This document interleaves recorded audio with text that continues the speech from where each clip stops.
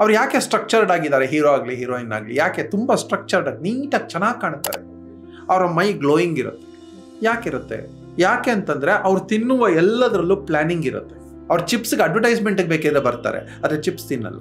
ಆಯಿತಾ? ನಮ್ಮ ದೇಹದ ಒಳಗಡೆ ಹೀಟಿಂಗ್ ಆ್ಯಂಡ್ ಕೂಲಿಂಗ್ ನಡೀತಾನೇ ಇರುತ್ತೆ. ಈಗ ರಾತ್ರಿ ಮಲಗಿದ್ದೀವಿ, ಚೆನ್ನಾಗಿ ಜಿಡ್ಡು ತಿಂದಿದ್ದೀವಿ, ಅದು ಹಸಿ ಜಿಡ್ಡೆ ಅಂತಲೇ ಅನ್ಕೊಳ್ಳೋಣ, ತುಪ್ಪನೇ 4 ಸ್ಪೂನ್ ತಿಂದಿದ್ದೀನಿ ಅಂತ, ಒಳಗಡೆ ಹೋಗಿ ಬ್ಲಾಕ್ ಆಗಲ್ವಾ?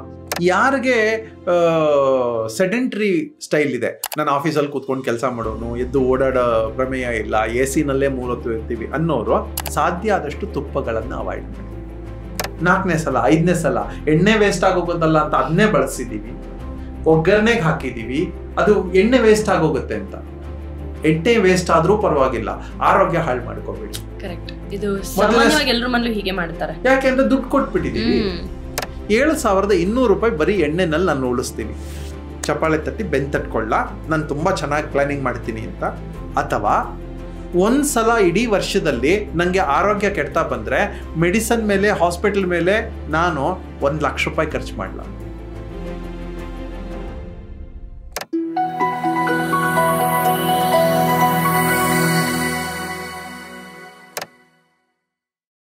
ಇವತ್ತಿನ ಯೂತ್ಸ್ ಅಂತ ಏನ್ ಹೇಳ್ತೀವಿ, they are under some misconception.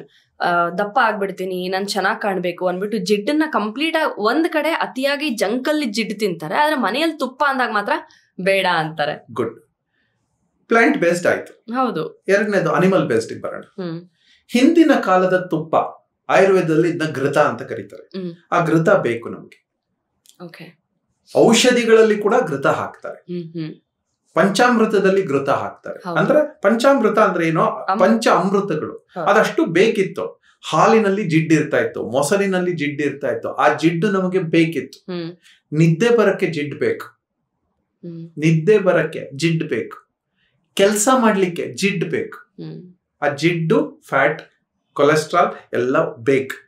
ಇದಿಷ್ಟು ಬೇಕಿರುವಂಥದ್ದು.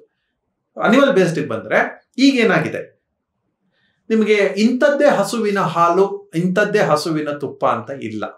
ಅದೇನಾಗಿದೆ, ನಾವು ಡೈರಿಗೆ ಹೋಗ್ತೀವಿ, ಡೈರಿನಲ್ಲಿ ಸಾವಿರಾರು ಹಸುಗಳ ಹಾಲನ್ನ ಅಲ್ಲಿ ಮಿಕ್ಸ್ ಮಾಡ್ತಾರೆ. ಈಗ ಏನಾಗುತ್ತೆ, ನನಗೆ ಇಂಥದ್ದೇ ಹಸುವಿನ ಹಾಲು ಅಂತ ಗೊತ್ತಿಲ್ಲ, ಆ ಹಸು ಆರೋಗ್ಯದ ಹಸುನ ಅಂತ ನಂಗೆ ಗೊತ್ತಿಲ್ಲ. ಸೊ ಯಾವಾಗ ನಿಮಗೆ ಹಾಲು, ಮೊಸರು, ಮಜ್ಜಿಗೆ, ಬೆಣ್ಣೆ, ತುಪ್ಪ ಯಾವಾಗ ಇದು ಒಳ್ಳೇದು ಅಂತ ಹೇಳ್ತೀವಿ ಅಂದ್ರೆ, ನನಗೆ ಗೊತ್ತಿರುವ ನನ್ನ ಮನೆಯ ಪಕ್ಕದಲ್ಲಿ ಯಾರೋ ಹಸು ಕಟ್ಟಿದ್ದಾರೆ, ನಾನೊಂದು 50 ರೂಪಾಯಿ ಜಾಸ್ತಿ ಆದ್ರೂ ಅದನ್ನ ತಗೋತೀನಿ, ಆ ಹಸುವಿನ ಹಾಲು ಇದೆಯಲ್ಲ ನಂಗೆ ಬೇಕು, ಆ ಹಸುವಿನ ಮೊಸರು ಬೇಕು, ಆ ಹಸುವಿನಿಂದ ತೆಗೆದಂತಹ ಬೆಣ್ಣೆ ಬೇಕು. ಯಾಕೆ ಅಂದ್ರೆ ಹಸುವಿನ ಹಾಲು, ಬೆಣ್ಣೆ ಅಮೃತಗಳವು. ಈಗ ಡೈರಿ ಹಸುವಿನ ಹಾಲ ಅಥವಾ ಗೊತ್ತಿರುವಂತಹ ಹಸುವಿನ ಹಾಲ ಅಂತಾನೆ ಸಾಧ್ಯ ಆದ್ರೆ, ಅಫೋರ್ಡಬಲ್ ಇದ್ರೆ ಇನ್ನೊಂದು ಸ್ವಲ್ಪ ಜಾಸ್ತಿ ತಗೊಳ್ಳಿ, ಅದೇನ್ ತಪ್ಪಿಲ್ಲ. ಆ ಜಿಡ್ಡುನು ಕೂಡ ಒಂದು ಸಣ್ಣ ಸಣ್ಣ ಪ್ರಮಾಣದಲ್ಲಿ ತಗೊಂಡ್ರೆ ತಪ್ಪಿಲ್ಲ. ಹಾಲಾಗ್ಲಿ, ಮೊಸರಾಗ್ಲಿ, ಬೆಣ್ಣೆ ಆಗ್ಲಿ, ತುಪ್ಪ ಆಗ್ಲಿ, ಆ ಜಿಡ್ಡು ಬೇಕೇ ಬೇಕು. ಅದರಲ್ಲಿ ಸ್ಟ್ರೆಂತ್ ಜಾಸ್ತಿ. ಪ್ಲಾಂಟ್ ಬೇಸ್ಡ್ ಅಲ್ಲಿ ಸ್ವಲ್ಪ ಸ್ಟ್ರೆಂತ್ ಕಡಿಮೆ, ಇದರಲ್ಲಿ ತಡೆಯುವ ಶಕ್ತಿ ಬರುತ್ತೆ. ಇದರಲ್ಲಿ 2 ಬರುತ್ತೆ. ಒಂದು, ನೀವ್ ಎಷ್ಟೇ ತಿಂದ್ರೂ ಕೂಡ ಒಳಗಡೆ ಡಾಲ್ಡಾ ತರ ಆಗಲ್ಲ. ಕೊಬ್ಬರಿ ಎಣ್ಣೆ ನೀವು ಕೂಲ್ ಮಾಡ್ಬಿಟ್ರೆ ಕೊಬ್ಬರಿ ಎಣ್ಣೆ ಗಟ್ಟಿ ಆಗ್ಬಿಡುತ್ತೆ. ಅದೇ ರೀತಿ ಬೆಣ್ಣೆ ಕಾಯಿಸಿಟ್ಟಿದೀವಿ, ತುಪ್ಪನೂ ಕಾಯಿಸಿದೀವಿ, ತುಪ್ಪ ಒಂದ್ ಸ್ವಲ್ಪ ಹೊತ್ತು ಕೂಲ್ ಆಗ್ಬಿಟ್ರೆ ಗಟ್ಟಿ ಆಗ್ಬಿಡತ್ತೆ.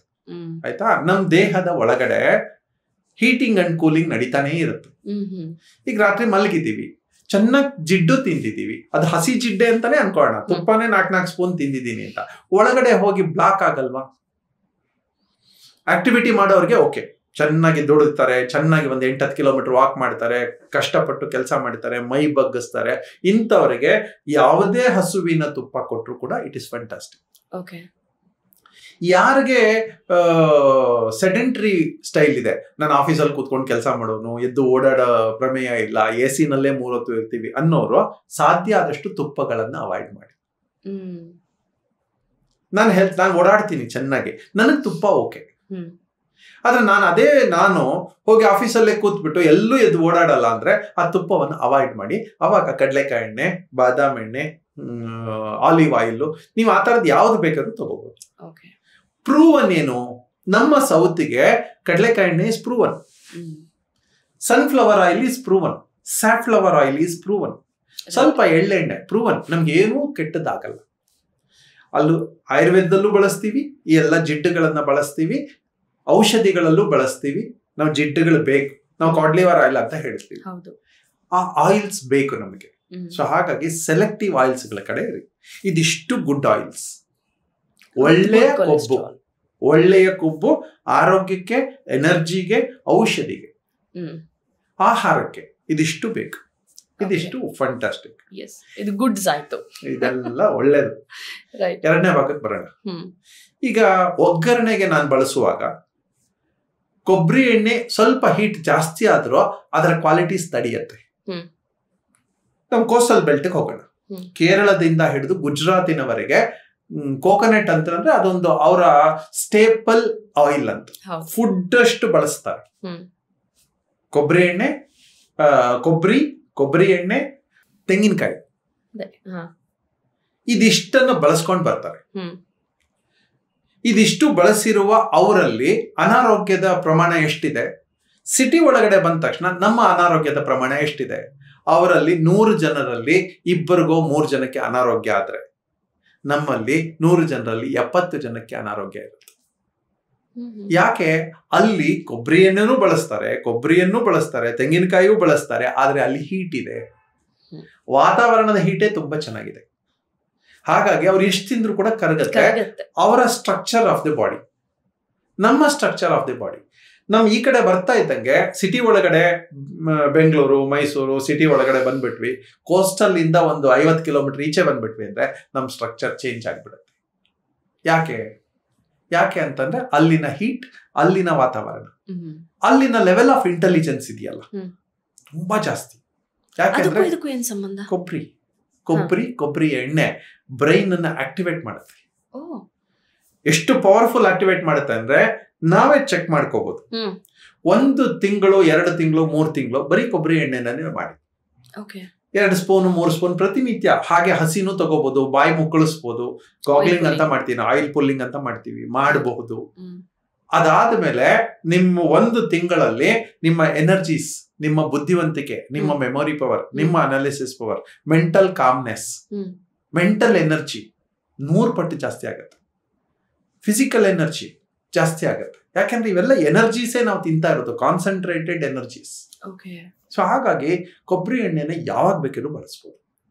ಅದರಲ್ಲೂ ಒಂದು ಕ್ವಾಲಿಟಿ ಇದೆ, ಹೆಪ್ಪುಗಟ್ಟುವಿಕೆ. ಆದ್ರೆ ಅದು ಸೇಫ್. ಅದು ಕೊಬ್ಬರಿಯಾಗಿ ತಿನ್ಬಹುದು, ತೆಂಗಿನಕಾಯಿ ಆಗಿ ಬಳಸ್ಬೋದು, ಕೊಬ್ಬರಿ ಎಣ್ಣೆ ಆಗಿ ಬಳಸ್ಬೋದು. ತುಂಬಾ ಸೇಫ್. ಹೀಟ್ ಮಾಡಿದ್ರು ಪ್ರಾಪರ್ಟೀಸ್ ಕೆಡಲ್ಲ, ಅಥವಾ ತುಂಬಾ ಲೇಟ್ ಆಗಿ ಕೆಡುತ್ತೆ, ತುಂಬಾ ಟೈಮ್ ತಗೊಳುತ್ತೆ. ಹಾಗಾಗಿ ಕೊಬ್ಬರಿ ಎಣ್ಣೆನ ಪ್ರತಿನಿತ್ಯ ಯಾರು ಬೇಕಾದ್ರೂ ಬಳಸ್ಬೋದು. ಫ್ಯಾಂಟಾಸ್ಟಿಕ್. ಕಡಲೆಕಾಯಿ ಎಣ್ಣೆ ಬೇರೆ ಎಲ್ಲದಕ್ಕೂ ಬರೋಣ. 2 ಸಲ 3 ಸಲ ಹೀಟ್ ಮಾಡಿದ ತಕ್ಷಣ ಅದರ ಪ್ರಾಪರ್ಟೀಸ್ ಕಳೆದೋಗುತ್ತೆ. ಅಲ್ಲಿಂದ ನಾವು ಫ್ರೈ ಮಾಡ್ತೀವಲ್ವಾ, ಟೇಸ್ಟ್ ಇರುತ್ತೆ, ಬಟ್ ಕ್ವಾಲಿಟಿ ಕೆಟ್ಟೋಗುತ್ತೆ.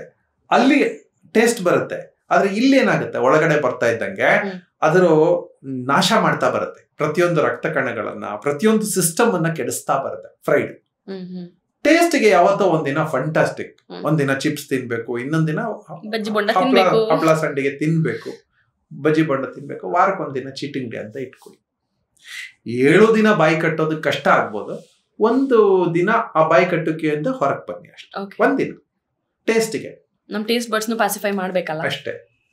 7 ದಿನ ಇದನ್ನೇ ಯಾರು ತಿಂತಾ ಬರ್ತಾರೆ, ಎಕ್ಸಸೈಸು ಇಲ್ಲ, ಇದನ್ನೇ ತಿಂತಾರೆ, ಅವ್ರ ಎಲ್ಲರ ಮೈ ಶೇಪ್ಲೆಸ್ ಆಗ್ಬಿಡುತ್ತೆ. ಶೇಪ್ಲೆಸ್. ಅದರ ಜೊತೆಗೆ ಎಸಿನೂ ಹಾಕೊಂಡ್ಬಿಡ್ತಾರೆ, ಎಸಿ ಜೊತೆಲೂ ಬದುಕ್ತಾರೆ.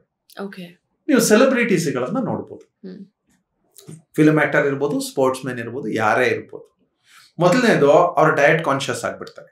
ಅವ್ರು ಯಾಕೆ ಸ್ಟ್ರಕ್ಚರ್ಡ್ ಆಗಿದ್ದಾರೆ, ಹೀರೋ ಆಗ್ಲಿ ಹೀರೋಯಿನ್ ಆಗ್ಲಿ, ಯಾಕೆ ತುಂಬಾ ಸ್ಟ್ರಕ್ಚರ್ಡ್ ಆಗಿ ನೀಟಾಗಿ ಚೆನ್ನಾಗಿ ಕಾಣ್ತಾರೆ, ಅವರ ಮೈ ಗ್ಲೋಯಿಂಗ್ ಇರುತ್ತೆ.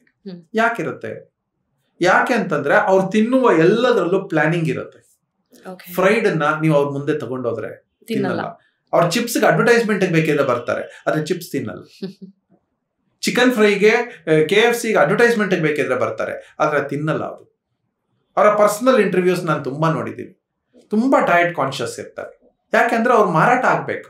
ಅವ್ರು ಹೆಂಗೆಂಗೋ ಇದ್ಬಿಟ್ರೆ ಅವ್ರಿಗೆ ರೇಟ್ ಬರಲ್ಲ. ಬರೀ ಬಾಯೋ ಮುಖದಿಂದ ಅವ್ರಿಗೆ ರೇಟ್ ಬಂದ್ಬಿಡಲ್ಲ. ಅವ್ರ ಸ್ಟ್ರಕ್ಚರ್ ನೋಡಿನೂ ರೇಟ್ ಬರುತ್ತೆ. ಸೊ ಹಾಗಾಗಿ ಅವರೆಲ್ಲ ಡಯಟ್ ಕಾನ್ಶಿಯಸ್. ನಾವು ಹಾಗೆ ಇರೋಣ. ಹೀರೋನ ನೋಡಿ ನಾನು ಇಮಿಟೇಟ್ ಮಾಡ್ಬೇಕಂದ್ರೆ ಹೀರೋವಿನ ಫುಡ್ ನೋಡಿ ನಾನು ಇಮಿಟೇಟ್ ಮಾಡ್ಬೋದಲ್ವಾ, ಹೀರೋವಿನ ಡಯಟ್ ಅನ್ನು ನೋಡಿ ನಾನು ಇಮಿಟೇಟ್ ಮಾಡ್ಬೋದಲ್ವಾ. ಸೊ ಹಾಗೆ ಇದೆಲ್ಲ fried, any fried you can call it as bad cholesterol, bad fat. ಯಾವುದೇ ಫ್ರೈಡ್ ಮೊದಲನೇ ಸಲ ಸ್ವಲ್ಪ ಬ್ಯಾಡ್. ಮೊದಲನೇ ಸಲ ಫ್ರೈ ಮಾಡಿದಾಗ ಫ್ರೆಶ್ ಆಯಿಲ್ ಹಾಕಿದ್ದೀರಿ, ಆ ಫ್ರೆಶ್ ಆಯಿಲ್ಗೆ ಹಪ್ಪಳನೋ ಸಂಡಿಗೆನೋ ಬೋಂಡನೋ ಬಜ್ಜಿನೋ ಮಾಡಿದಿರಿ, ಮೊದಲನೇ ಸಲ ಸ್ವಲ್ಪ ಕಡಿಮೆ ಬ್ಯಾಡ್. ಎರಡನೇ ಸಲ ಮಾಡಿದ್ದೀರಿ ಜಾಸ್ತಿ ಬ್ಯಾಡ್. ಮೂರನೇ ಸಲ ಅದರಲ್ಲೇ ಮಾಡಿದೀವಿ ಜಾಸ್ತಿ ಬ್ಯಾಡ್.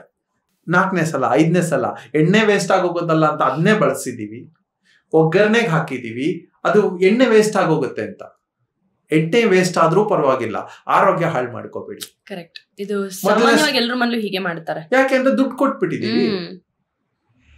ಸೊ ದಯವಿಟ್ಟು ಆ ಕೆಲಸ ಮಾಡೋದು ಬೇಡ. ಯಾರು ವೇಸ್ಟ್ ಆಗ್ಲಿ ಎಣ್ಣೆ, ನಿಮ್ ಇಡೀ ವರ್ಷದಲ್ಲಿ ಎಣ್ಣೆ ವೇಸ್ಟ್ ಆಗಿದೆ ಅನ್ಸಿದ್ರು ಕೂಡ ನಿಮ್ಗೊಂದು 1,000ನೋ 2,000ನೋ 3,000 ರೂಪಾಯಿ ವೇಸ್ಟ್ ಆಗುತ್ತೆ. ಆದ್ರೆ 1 ವರ್ಷ ಅದೇ ಎಣ್ಣೆನ ಬಳಸಿದಾಗ 5-10 ಲಕ್ಷ ರೂಪಾಯಿಗೆ ಬಂದಿಡುತ್ತದೆ. ಹೌದೌದು. ಹೆಲ್ತ್ ಡ್ಯಾಮೇಜ್ ಸಿಕ್ಕಾಪಟ್ಟೆ. ಮೊದಲನೇದು ಫ್ರೈಡ್ ಅವಾಯ್ಡ್ ಮಾಡಿ. ಹಂಗೂ ತಿನ್ಬೇಕು ತಿನ್ನಿ. ಪಿಕ್ಚರ್ ಬಂದಿದೆ, ಅವೇರ್ನೆಸ್ ತುಂಬಾ ಇದೆ. ಅದು ಯಾರೋ ಸೇಲ್ ಮಾಡಬೇಕೋ ಅವ್ರು ಸೇಲ್ ಮಾಡ್ಕೊಳ್ಳಿ. ಆದ್ರೆ ಬಳಸೋರ ಬುದ್ಧಿವಂತಿಕೆ ಯಾವಾಗ್ಲೂ ನಾನು ಎಣ್ಣೆನಲ್ಲಿ ಇಷ್ಟು ದುಡ್ಡು ಉಳಿಸ್ಬೇಕಾದ್ರೆ ಆರೋಗ್ಯದ ಮೇಲೆ ಎಷ್ಟು ಪರಿಣಾಮ ಬೀರುತ್ತೆ. 300 ರೂಪಾಯಿ ಆಯಿಲ್, ನನ್ನ ಮನೆಗೆ ನಾವು ಒಂದು 3 ಜನ ಇದ್ದೀವಿ, ನಂಗೆ ಒಂದು 3 kg ಬೇಕು. ನಾನು 200 ರೂಪಾಯಿ ಇಂಟು 3 kg ಉಳಿಸಿದ್ರೆ ಎಷ್ಟಾಯ್ತು? 600 ರೂಪಾಯಿ. ಎಷ್ಟಕ್ಕೆ? ತಿಂಗಳಿಗೆ ಉಳಿಸ್ತೀನಿ. ಇಂಟು 12 ತಿಂಗಳು 7,200 ರೂಪಾಯಿ ಬರೀ ಎಣ್ಣೆನಲ್ಲಿ ನಾನು ಉಳಿಸ್ತೀನಿ. ಚಪಾಳೆ ತಟ್ಟಿ ಬೆನ್ ತಟ್ಕೊಳ್ಳ, ನಾನು ತುಂಬಾ ಚೆನ್ನಾಗಿ ಪ್ಲಾನಿಂಗ್ ಮಾಡ್ತೀನಿ ಅಂತ. ಅಥವಾ ಒಂದ್ಸಲ ಇಡೀ ವರ್ಷದಲ್ಲಿ ನಂಗೆ ಆರೋಗ್ಯ ಕೆಡ್ತಾ ಬಂದ್ರೆ ಮೆಡಿಸನ್ ಮೇಲೆ, ಹಾಸ್ಪಿಟಲ್ ಮೇಲೆ ನಾನು 1 ಲಕ್ಷ ರೂಪಾಯಿ ಖರ್ಚು ಮಾಡ್ಲಾ? ರಿಫೈನ್ಡ್ ಆಯಿಲ್ಸ್ ಬಳಸ್ತಾ ಇದ್ದೀನಿ, ನನ್ನ ಯಾವ್ದು ಜಾಯಿಂಟ್ಸ್ ಇದೆ ಅದರ ಸತ್ವ ಕಳೆದೋಗುತ್ತೆ. ನಂಗೆ ಶಕ್ತಿ ಇದ್ರೆ ಮಾತ್ರ, ಆ ಎಣ್ಣೆನಲ್ಲಿ ಶಕ್ತಿ ಇದ್ರೆ ಮಾತ್ರ ನನ್ನ ಜಾಯಿಂಟ್ಸ್ ಚೆನ್ನಾಗಿರುತ್ತೆ, ನನ್ನ ಬುದ್ಧಿ ಚೆನ್ನಾಗಿರುತ್ತೆ, ನನ್ನ ಕಣ್ಣು ಚೆನ್ನಾಗಿ ಕಾಣುತ್ತೆ, ನಂಗೆ ಬ್ರೀತಿಂಗ್ ಪ್ರಾಬ್ಲಮ್ ಬರಲ್ಲ, ಕಿವಿ ಚೆನ್ನಾಗಿ ಕೇಳುತ್ತೆ, ಲಂಗ್ಸ್ ಚೆನ್ನಾಗಿರುತ್ತೆ, ಹಾರ್ಟ್ ಬೀಟ್ಸ್ ಚೆನ್ನಾಗಿರುತ್ತೆ, ಹಾರ್ಟ್ ಚೆನ್ನಾಗಿರುತ್ತೆ. ಇದು ಯಾವಾಗ ಸಾಧ್ಯ? ನಾನು ಒಳ್ಳೆ ಆಯಿಲ್ಸ್ ಬಳಸಿದಾಗ. ಈ ತರ ಕೆಟ್ಟ ಆಯಿಲ್ಸ್ ಬಳಸಿದಾಗ, ಕೆಟ್ಟ ಆಯಿಲ್ ಅಲ್ಲಿ ಒಳ್ಳೆ ಆಯಿಲ್ ಅನ್ನ ಎಷ್ಟು ಸಲ ಫ್ರೈ ಮಾಡ್ತೀವಿ ಅಷ್ಟು ಕೆಟ್ಟದಾಯ್ತು. ಬ್ಯಾಡ್ ಫ್ಯಾಟ್. ಇನ್ನ ಅದಕ್ಕಿಂತ ಬ್ಯಾಡ್ ಫ್ಯಾಟ್ ರಿಫೈನ್ಡ್ ಆಯಿಲ್ಸ್. ಬಳಸುವ ಅವಶ್ಯಕತೆನೇ ಇಲ್ಲ. ಯಾರಾದ್ರೂ ಬಳಸ್ತಾ ಇದ್ರೆ ನಿಲ್ಲಿಸ್ಬಿಡಿ. ನಾವು ಬಲಿಪಶು ಆಗೋದು ಬೇಡ. ಇದು ನಾನು ಮೊದಲನೇದಾಗಿ ಹೇಳ್ತಾ ಇಲ್ಲ, ನನಗಿಂತ ಹಿಂದೆ ಹೇಳಿದವ್ರು ಬೇಕಾದಷ್ಟು ಜನ ಇದ್ದಾರೆ. ಮಾರುವವರು ಅವರ ಬ್ರ್ಯಾಂಡಿಂಗು, ಅವರ ತಾಕತ್ತು ಅವ್ರು ಮಾರ್ಕೋತಾರೆ. ಬಲಿಪಶುಗಳಾಗಬೇಡಿ. ನಾಳೆ ಇದಕ್ಕೆ ಬೈಯರ್ಸ್ ಇಲ್ಲ ಅಂತ ಅನ್ಕೊಂಡ್ರೆ ಅವರೇ ಸರಿ ಹೋಗ್ತಾರೆ. ಅವ್ರು ಹೊಸ ಪ್ರಾಡಕ್ಟ್ ಬಿಡ್ತಾರೆ, 100 ರೂಪಾಯಿ ಜಾಸ್ತಿ ಆದ್ರೂ ಪ್ರಾಡಕ್ಟ್ ಬಿಡ್ತಾರೆ. ಕರೆಕ್ಟ್ ಅಲ್ವಾ? ಸೊ ತುಂಬಾ ಚೀಪಾಗಿ ಸಿಗ್ತಾ ಇದೆ ಅಂತ ಪದಾರ್ಥಗಳನ್ನ, ಪರ್ಟಿಕ್ಯುಲರ್ಲಿ ಎಣ್ಣೆನ ತಗೊಳಕ್ ಹೋಗ್ಬೇಡಿ. ಯಾರ್ಯಾರು ಒಳ್ಳೆ ಎಣ್ಣೆ ಬಳಸ್ತಾರೆ, ಒಳ್ಳೆ ಗುಡ್ ಫ್ಯಾಟ್ ಬಳಸ್ತಾರೆ, ಅವರೆಲ್ಲರೂ ಆರೋಗ್ಯವಾಗಿದ್ದಾರೆ. ಅವರೆಲ್ಲರೂ ಒಂದು 10 ವರ್ಷದ ಒಂದು ಫ್ಯಾಮಿಲಿಯ ಹೆಲ್ತ್ ಅಂತ ತಗೊಂಡ್ರೆ ನೀವೊಂದು 50 ಲಕ್ಷ ರೂಪಾಯಿ ಅಷ್ಟು ಸೇವ್ ಮಾಡಿರ್ತೀರಿ. ಬರೀ ಒಳ್ಳೆ ಆಹಾರ, ಒಳ್ಳೆ ಎಣ್ಣೆ, ಇಷ್ಟರಲ್ಲೇನೆ. ಒಂದ್ಸಲ ಕ್ಯಾನ್ಸರ್ ಬಂದ್ರೆ 30 ಲಕ್ಷ, 40 ಲಕ್ಷ, 50 ಲಕ್ಷ, ಅವರ ಕೆಪಾಸಿಟಿ ಎಷ್ಟಿದೆ, ಫೈನಾನ್ಷಿಯಲ್ ಕೆಪಾಸಿಟಿ ನೋಡ್ಕೊಂಡು ಅಷ್ಟು ಬಿಲ್ ಆಗುತ್ತೆ. 10 ವರ್ಷದಲ್ಲಿ ಒಂದ್ಸಲ ಈ ರೋಗಗಳು ಬರಲ್ವಾ? ಮನೆಗೇನೆ ನಾವು ಸೇವ್ ಮಾಡಿದ್ರೆ, ನಾನು 7,200 ರೂಪಾಯಿ ಒಂದು ವರ್ಷಕ್ಕೆ, 10 ವರ್ಷಕ್ಕೆ 77,000 ರೂಪಾಯಿ, ಲೆಸ್ ದೆನ್ 1 lakh. ಅದ್ರ ಖರ್ಚಿಗೆ ಬಂದ್ರೆ, ಮನೇಲಿ 3 ಜನ ಇದ್ದೀವಿ, 3 ಜನಕ್ಕೆ ಯಾರಿಗಾರು ಒಬ್ಬರಿಗೆ ಬಂದ್ರು ನೀ ರಿಪ್ಲೇಸ್ಮೆಂಟ್ ಅಂದ್ರೆ 5 ಲಕ್ಷ ಬೇಕು, ಬೇಕೇ ಬೇಕು. ಇದ್ರೆ ಯಾರ ಹತ್ರ ಅದು ಚೆನ್ನಾಗಿ ದುಡ್ಡು ಇದೆ, ಇನ್ಶೂರೆನ್ಸ್ ಮಾಡಿಸಿ ಇಟ್ಕೊಂಡಿದ್ದೀರಿ, ನಂದೇನು ಅಭ್ಯಂತರ. ಸಫರ್ ಮಾಡೋದು ಅಲ್ವಾ? ದುಡ್ಡು ಬೇರೆ ಪ್ರಶ್ನೆ. ಸೊ ಶುಗರ್ ಆಗ್ಲಿ, BP ಆಗ್ಲಿ, ಯಾವ್ದು ಬರ್ತಾ ಇದೆ, ಯಾಕೆ ಕಾರಣ ಅಂತಂದ್ರೆ ಒರಿಜಿನಾಲಿಟಿ ನಾವು ಕಳೀತಾ ಇದ್ದೀವಿ, ಡೂಪ್ಲಿಕೇಶನ್ ಅಥವಾ ಆರ್ಟಿಫಿಷಿಯಾಲಿಟಿ ಕಡೆ ಬರ್ತಾ ಇದ್ದೀವಿ. ಎಣ್ಣೆ ಚೆನ್ನಾಗಿತ್ತು, ಆ ಎಣ್ಣೆನ, ಚೆನ್ನಾಗಿರುವ ಎಣ್ಣೆನ ಕೆಡಿಸಿ ತಿಂತಾ ಇದ್ದೀವಿ. ಕೆಡಿಸಿದೀವಿ, ಸುಮ್ಮನೆ ಕೆಡಿಸಿಲ್ಲ, 10 ಸಲ ಕೆಡಿಸಿದೀವಿ. ಬೊಂಡ ಬಜ್ಜಿ ಅಂಗಡಿಗಳಿದೆ. ನನ್ನ ಈ ವಿಡಿಯೋ ಇಂದ ಅವ್ರಿಗೆ ವ್ಯಾಪಾರ ಕಡಿಮೆ ಆಗ್ಬೋದು, ಆದ್ರೆ ಒಂದು ಬೋಂಡಾ ಬಜ್ಜಿ ಅಂಗಡಿ ಉದ್ಧಾರ ಆಗ್ಬೇಕು ಅಂತ 1,00,000 ಜನ ಅದಕ್ಕೆ ಬಲಿ ಆಗ್ಬಾರ್ದು. ನನ್ನ ಉದ್ದೇಶ ಅಷ್ಟೇನೆ. ಬೋಂಡಾ ಬಜ್ಜಿನೇ ಮಾಡಿ, ಇನ್ನೊಂದು 5 ರೂಪಾಯಿ ಜಾಸ್ತಿ ಚಾರ್ಜ್ ಮಾಡಿದೀವಿ, ಒಳ್ಳೆ ಎಣ್ಣೆ ಕೊಡಿ. 2ನೇ ಸಲ 3ನೇ ಸಲ ಅದನ್ನ ಬೇಯಿಸೋಕ್ ಹೋಗ್ಬೇಡಿ. ಆ ಎಣ್ಣೆಯ ಕಾಸ್ಟು, ನಿಮ್ ಲಾಸು ಎಲ್ಲವೂ ಸೇರಿ ಅದರಲ್ಲೇ ಹಾಕಿ. ಇನ್ನೊಂದು ಮಾಫಿಯಾ ಬರುತ್ತೆ ಇದರಲ್ಲಿ. ಈ ಯಾರ್ಯಾರು ಬಳಸಿದಾರೆ ಎಣ್ಣೆಗಳು ಹೋಟ್ಲಲ್ಲಿ, ಅದೆಲ್ಲ ಆಮೇಲೆ ಇನ್ಯಾರೋ ತಗೊಂಡು ಹೋಗ್ತಾರೆ ಪಾಪ. ಅವ್ರು ಯಾರು ಸ್ಟ್ರೀಟ್ ವೆಂಡರ್ಸ್ ತಗೊಂಡು ಹೋಗ್ತಾರೆ. ಅವ್ರ ಆರೋಗ್ಯ ಏನಾಗ್ಬೇಕು? ಮೊದಲನೇದು, ಬೋಂಡಾ ಬಜ್ಜಿ ಮಾಡೋರ್ಗೆ ನಾನು ಹೇಳಿದ್ದೀನಿ, ನಾನ್ ಬರೀ ತಿನ್ಬೇಕಾಗಿಲ್ಲ, ವಾಸನೆ ನೋಡಿದ್ರು ಸಾಕು. ಬೇಯಿಸ್ತಾ ಇರುವಾಗ ವಾಸನೆ ನೋಡ್ತೀವಲ್ಲ, ಅಡಿಗೆ ಮನೆಯಲ್ಲೇ ತುಂಬಾ ಹೊತ್ತಿರ್ತಾರೆ ನೋಡಿ, ಅವರ ಬಾಡಿ ಸ್ಟ್ರಕ್ಚರ್ ನೋಡಿ ಏನಾಗ್ತಾ ಇದೆ. ನಾವ್ ಏನನ್ನ ಹೀಟ್ ಮಾಡಿದ್ರೆ ಆರೋಗ್ಯಕ್ಕೆ ಕೆಟ್ಟದ್ದು, ಆ ಹೀಟ್ ವೆಹಿಕಲ್ ಇಂದ ಪೊಲ್ಯೂಷನ್ ಆಗೋದು, ಸ್ಟವ್ ಇಂದ ಪೊಲ್ಯೂಷನ್ ಆಗೋದು, ಎರಡು ಒಂದೇನೆ. ಅದನ್ನೇ ಇನ್ಹೇಲ್ ಮಾಡಿ ಮಾಡಿ ನಿಮಗೆ ಒಂದು ಉದಾಹರಣೆ ಕೊಡ್ತೀನಿ. ಚಿಮಣಿ ಇಟ್ಟಿದ್ದೀರಿ, ಎಲ್ಲರ ಮನೇಲಿ ಸಾಧಾರಣ ಚಿಮಣಿ ಇರುತ್ತೆ, ಅಥವಾ ಅಡಿಗೆ ಮಾಡುವ ಜಾಗದಲ್ಲಿ ಮೇಲ್ಗಡೆ ಕಟ್ಕೊಂಡಿರೋದು ನೋಡಿದಿರಿ ಅಲ್ವಾ? ಖಂಡಿತ ಜಿಡ್ ಕಟ್ಕೊಂಡಿದ್ಯಾ? ಅದನ್ನ ಕೆರೆದ್ರೂ ಕೂಡ ನೀವು ಸೋಪ್ ಹಾಕಿ 10 ಸಲ ತೊಳೆದ್ರೂ ಹೋಗಲ್ಲ ಅಲ್ವಾ? ಅಷ್ಟೇ ನಮ್ ಲಂಗ್ಸ್ ಅಲ್ಲಿ, ನಮ್ಮ ಬಾಡಿನಲ್ಲಿ, ಬ್ಲಡ್ ಅಲ್ಲಿ ಎಲ್ಲ ಕಡೆ ಹಾಗೆ ಕಟ್ಕೊಳ್ಳುತ್ತೆ. ಸೊ ಈಗ ವ್ಯೂವರ್ಸ್ ಬಿಟ್ಟಿದ್ದು, ನಾನು ಯಾರನ್ನೋ ತಿದ್ದಕ್ ಹೊರಟಿಲ್ಲ, ಆದ್ರೆ ನನ್ ಕನ್ಸರ್ನ್ ಹೇಳಕ್ ಹೊರಟಿದ್ದೀನಿ. ಇವೆಲ್ಲ ತಪ್ಪುಗಳನ್ನ ನಾನು ಮಾಡಿದ್ದೀನಿ. ನನಗೆ ದುಡ್ಡು ಇರ್ತಾ ಇರ್ಲಿಲ್ಲ, ಅವಾಗ ಎಣ್ಣೆ ತರಬೇಕು ಅಂತಂದ್ರೆ ರಿಫೈಂಡ್ ಅಲ್ಲಿ ಹೋಗಿ ನಂಗೆ 80 ರೂಪಾಯಿ ಸಿಕ್ಬಿಡ್ತು, 60 ರೂಪಾಯಿ ಸಿಕ್ಬಿಡ್ತು ಅಂತ ತರ್ತಾ ಇದ್ದೆ. ಅದರ ಎಫೆಕ್ಟ್ ನನಗೆ, ನನ್ನ ಮನೆಯೊಳಗೆ, ನನ್ನ ತಾಯಿಗೆ, ನಮ್ಮ ಮನೇಲಿ ಮಕ್ಕಳಿಗೆ, ಎಲ್ರಿಗೂ ಎಫೆಕ್ಟ್ ಆಗ್ತಾ ಬಂತು. ಯಾವತ್ತೋ ಒಂದಿನ ಜ್ಞಾನೋದಯ ಆಯ್ತು, ಇಲ್ಲ ನಾನು ಸರಿ ಹೋಗ್ಬೇಕು, ನನ್ 100-200 ರೂಪಾಯಿ ಜಾಸ್ತಿ ಆದ್ರೂ ಪರವಾಗಿಲ್ಲ, ನಂಗೆ ಒಳ್ಳೆ ಪ್ರಾಡಕ್ಟ್ ತರಬೇಕು ಅಂತ ಅನ್ನಿಸ್ತು. ಅವತ್ತಿಂದ ಬೇಸಿಕ್ ಆರೋಗ್ಯಕ್ಕೆ ವಾಪಸ್ ಬರ್ತಾ ಇದ್ವಿ. ಇವತ್ತಿನ ಹಾರ್ಟ್ ಅಟ್ಯಾಕ್ಸ್ ಯಾಕೆ ಆಗ್ತಾ ಇದೆ, ಇವತ್ತಿನ ಕೊಲೆಸ್ಟ್ರಾಲ್ ಯಾಕೆ ಆಗ್ತಾ ಇದೆ, ಟ್ರೈಗ್ಲಿಸರೈಡ್ ಅಂತ ಹೇಳ್ತೀವಿ, ಇವತ್ತಿನ ಹಾರ್ಟ್ ಬ್ಲಾಕೇಜ್ ಅಂತ ಹೇಳ್ತೀವಿ, ಕಾರ್ಡಿಯಾಕ್ ಅರೆಸ್ಟ್ ಅಂತ ಹೇಳ್ತೀವಿ. ಯಾಕೆ ಆಗ್ತಾ ಇದೆ? ಇದೇ ಕೊಬ್ಬು ಎಲ್ಲಿಗೆ ಹೋಗ್ತಾ ಇದೆ? ರಕ್ತಕ್ಕೆ. ರಕ್ತದಿಂದ ಎಲ್ಲಿಗೆ ಹೋಗ್ತಾ ಇದೆ? ಹಾರ್ಟಿಗೆ. ಆ ಹಾರ್ಟ್ ಅಲ್ಲಿ ಕಟ್ಕೋತಾ ಇದೆ, ಬ್ಲಾಕ್ ಆಗ್ತಾ ಇದೆ. ಯಾಕೆ ಕಟ್ಕೋತಾ ಇದೆ? ಮೂವ್ಮೆಂಟ್ ಆಗೋಕೆ ಜಾಗ ಇಲ್ಲ ಅಲ್ಲಿ. Very basic. ಹೌದು, ಅಷ್ಟೇ. ಒಳ್ಳೆ ಫ್ಯಾಟ್ ಕೊಡಿ, ಮೂವ್ಮೆಂಟ್ ಆಗುತ್ತೆ. ಕೆಟ್ಟ ಫ್ಯಾಟ್ ಕೊಡಿ, ಅಲ್ಲೇ ನಿಂತ್ಕೊಳ್ಳುತ್ತೆ, ಗಸಿ ನಿಂತ್ಕೊಳ್ಳುತ್ತೆ. ಇದಾಗಬಾರ್ದು ಅಂತಂದ್ರೆ ದಯವಿಟ್ಟು ಚೇಂಜ್ ಆಗಿ. ಗುಡ್ ಫ್ಯಾಟ್, ಬ್ಯಾಡ್ fat, good cholesterol, bad cholesterol, LDL ಅಂದ್ರೆ ಲೋ ಡೆನ್ಸಿಟಿ ಲಿಪೋಪ್ರೋಟೀನ್ ಅಂತ, HDL ಅಂದ್ರೆ ಹೈ ಡೆನ್ಸಿಟಿ ಅಂತ. HDL ಒಳ್ಳೇದು, ಲೋ ಡೆನ್ಸಿಟಿ ಕೆಟ್ಟದ್ದು. ಗುಡ್ ಅಂದ್ರೆ ಹೈ ಡೆನ್ಸಿಟಿ ಇದ್ರೆ ಒಳ್ಳೇದು. ಪ್ರೋಟೀನ್ಸ್ ಆಗ್ಲಿ, ಯಾವುದೇ ನಟ್ಸ್ ತಗೊಳ್ಳಿ, ಅದೆಲ್ಲದರಲ್ಲೂ ಗುಡ್ ಪ್ರೋಟೀನ್ಸ್ ಇದೆ, ಗುಡ್ ಫ್ಯಾಟ್ಸ್ ಇದೆ. ಯಾವುದೇ ತಗೊಳ್ಳಿ, ಹಸಿ ತಗೊಳ್ಳಿ, ಕಡಲೆಕಾಯಿ ನೆನೆಸಿ ತಗೊಳ್ಳಿ, ಬಾದಾಮಿ ನೆನೆಸಿ ತಗೊಳ್ಳಿ. ಚಿಪ್ಸ್ ತಿನ್ನೋಕ್ಕಿಂತ ಇದು ಬೆಟರ್. ನಿಜ. ಆ ಕಂಪನಿಗಳನ್ನ ಉದ್ಧಾರ ಮಾಡ್ತೀವಿ, ಫೈನ್. ಆದ್ರೆ ಆ ಕಂಪನಿ ಉದ್ಧಾರ ಮಾಡ್ಬೇಕು ಅಂತ ನಮ್ಮ ಆರೋಗ್ಯ ಹಾಳು ಮಾಡ್ಕೋಬೇಕು ಅಂತ ಇಲ್ವಲ್ಲ. ಹಂಗೂ ತಿನ್ಬೇಕು, ಯಾವತ್ತೋ ಒಂದಿನ ತಿನ್ನಿ. ಅಂದ್ರೆ ತಿನ್ಬಾರ್ದು ಅನ್ನೋಂತಾನೆ ಗೊತ್ತಾಗ್ತಾ ಇಲ್ಲ ಅನ್ನೋಂಥದ್ದು ಹೇಳ್ತಾರೆ. ಯಾಕೆ ನೋಡಿ, ಇದೆಲ್ಲ ಮಾಡ್ತಾ ಇದ್ದಂಗೆ, ಇವೆಲ್ಲ ಆಗ್ತಾ ಇದ್ದಂಗೆ ಅನಾಲಿಸಿಸ್ ಪವರ್ ಹೊರಟೋಗುತ್ತೆ, ಜಡ್ಜ್ಮೆಂಟಲ್ ಪವರ್ ಹೊರಟೋಗುತ್ತೆ. ನಮ್ಮಲ್ಲಿ ಶಕ್ತಿ ಇರುವಂತದ್ದು, ಸತ್ವ ಇರುವಂತದ್ದು ಏನು ತಿಂತಾ ಇಲ್ಲ, ಜಡ್ಜ್ಮೆಂಟಲ್ ಪವರ್ ಇಲ್ಲ. ಇವತ್ತು ಎಲ್ಲೋ ನೋಡ್ತಾ ಇದ್ದೀವಿ, ಗೊತ್ತಾಗ್ತಾ ಇದೆ. ನಾಲ್ಗೆ ರುಚಿ ಮಾತ್ರ, ಕಣ್ಣಿನ ರುಚಿ ಮಾತ್ರ ಗೊತ್ತಾಗ್ತಾ ಇದೆ, ವಾಸನೆ ಅದ್ರ ಆಚೆ ಗೊತ್ತಾಗ್ತಾ ಇಲ್ಲ ನಮ್ಗೆ. ಅನಾಲಿಸಿಸ್ ಮಾಡುವ ಒಂದು ಕೆಪಾಸಿಟಿನೇ ಕಳ್ಕೊಳ್ತಾ ಇದೀವಿ ಅಂತ. ಸೊ ಅದಾಗ್ಬೇಕಂತಂದ್ರೆ ಬ್ಯಾಕ್ ಟು ಹೆಲ್ತ್ ಇವತ್ತಿಂದ ಚೇಂಜ್ ಆಗಿ. ರೈಟ್. ಹಿಂದೆ ಆಗಿರೋ ತಪ್ಪನ್ನು ಸರಿಪಡಿಸ್ಕೋಣ. ಹಿಂದೆ ಆಗಿರೋದ್ರ ಬಗ್ಗೆ ಕೊರಗೆ ಬೇಡ, ಆಗೋಗಿದೆ, ಕೊರಗಬೇಡ. ಆದ್ರೆ ಇವತ್ತಿಂದ ಚೇಂಜ್ ಆಗ್ಬೋದಲ್ಲ. Never the late. ಇವತ್ತಿಂದ ನಾ ಹೇಳಿರೋದ್ರಿಂದ ಹಿಂಸೆ ಯಾರಿಗೂ ಆಗಲ್ಲ, ಒಳ್ಳೇದೇ ಆಗತ್ತೆ. ಖಂಡಿತ. ಇನ್ಪುಟ್ ಚೆನ್ನಾಗಿದ್ರೆ ಔಟ್ಪುಟ್ ಚೆನ್ನಾಗಿರುತ್ತೆ. ನಾವೇನ್ ತಿಂತೀವಿ ಅದೇ ನಾವ್ ಆಗ್ತೀವಿ. ಕೆಟ್ಟದ್ ತಿಂದಿದೀವಿ, ಕೆಟ್ಟದ್ದೇ ನಾವ್ ಆಗ್ತೀವಿ. ನಿಜ.